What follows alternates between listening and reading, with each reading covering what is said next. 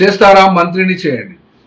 ఇచ్చిన మాటకు కట్టుబడి లేకుంటే టార్గెట్ ముఖ్యమంత్రి పదవి అంటూ ఎమ్మెల్యే కోమటిరెడ్డి రాజగోపాల్ రెడ్డి తమ స్వరాన్ని గంభీరంగానూ బయటికి ఓపెన్‌గా చౌటుప్పల్లో విజయోత్సవ ర్యాలీలో చెప్పడం వెనుక గల కారణాలను చూసినట్లయితే రేవంత్ రెడ్డి తన యొక్క పోకడతోనే తాను బయటికి వెళ్తున్నట్టు, పోతున్నట్టు, వస్తున్నట్టు తమ సీఎం కార్యక్రమాలలో అధిష్టాన వర్గానికి మరియు కేంద్రంలో ఉన్నటువంటి ప్రభుత్వాలకు మరియు తాను చేస్తున్నటువంటి పనిలోనే బిజీగా ఉంటే ప్రజల్ని మర్చిపోతే ఎట్లా?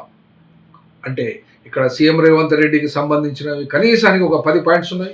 నేనే రాజు, నేనే మంత్రిని అని 10 ఏళ్ళు నేనే ఉంటా, 20 ఏళ్ళు నేనే ఉంటా అనేటువంటి అంశము ఇది ప్రజలు నిర్ణయించవలసిందే అంశమే తప్ప సీఎం రేవంత్ రెడ్డి చెప్పేటువంటి అంశం కాదు. అట్లాగే రెండవ అంశానికి వస్తే 2 సంవత్సరాల కాలము పట్టింది, దాటింది. యాంటీ ఇన్కంబెన్సీ ప్రభుత్వ వ్యతిరేకత పెరుగుతుంది. లోకల్ బాడీస్ ఎలక్షన్ అంటే అది కాంగ్రెస్ పార్టీ యొక్క గొప్పతనం కాదు. అందులో పడ వ్యక్తుల స్వార్థ ప్రయోజనాలు ఉంటాయి, పదవులు ఉంటాయి, డబ్బులు ఉంటాయి, గ్రాంట్స్ ఉంటాయి, ఫండ్స్ ఉంటాయి. కాబట్టి వాళ్ళు పెట్టుబడులు పెట్టుకున్నారు కాబట్టి గెలిచారు కాబట్టి పార్టీ అండగా ఉంది అంతే తప్ప అంతకంటే మించింది ఏమీ లేదు. 4వ అంశం ఏముండదు అంటే ప్రతి నెల అప్పు తీసుకురాంది ఆ యొక్క నెల గడవడం లేదు, జీతాలు ఇవ్వడం లేదు, గ్రాంట్స్ ఇవ్వడం లేదు ఎవరికి కూడా. కాబట్టి రాష్ట్ర పరిస్థితి అది.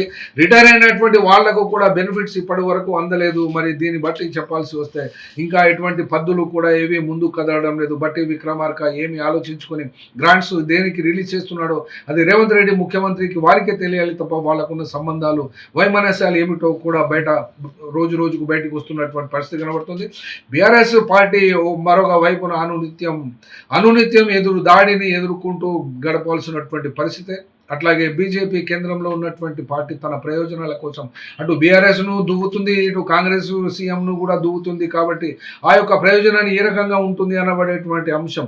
మరొక పక్కన బీసీ ఉద్యమాలు, బీసీ నాయకుల స్థాయి తీవ్రమైనటువంటి స్థాయిలో ఇటు కమ్మ కులస్తుల మీద మరియు రెడ్డి కులస్తుల మీద, విలమ కులస్తుల మీద, కమ్మ వాళ్ళంటే కొంచెం ఒక 5-6 కావచ్చు, కానీ విలమ మరియు రెడ్డి కులాలకు చెందినటువంటి వాళ్లకు వ్యతిరేకమైనటువంటి ఉద్యమాలు వస్తున్నటువంటి ఈ నేపథ్యంలో బీఆర్ఎస్ పై ఏ చర్య కూడా తీసుకోకపోవడము కూడా ఇక్కడ మైనస్ పాయింట్స్ గానే ఉన్నాయి. కాబట్టి ఖచ్చితంగా ఇప్పుడు చేస్తున్నటువంటి ఈ వీడియోస్లో 10 పాయింట్స్ సీఎం కాంగ్రెస్ పార్టీకి రేవంత్ రెడ్డికి ఉన్నటువంటి ఈ యొక్క మైనస్ పాయింట్స్నే ఇక్కడ చెప్పవలసి వస్తున్నది. ప్రజల్ని గనక మర్చిపోతే బీఆర్ఎస్కు పట్టిన గతే కాంగ్రెస్ పార్టీకి, సీఎం రేవంత్ రెడ్డికి ఖచ్చితంగా పడుతుందని మేము చెప్తున్నాం.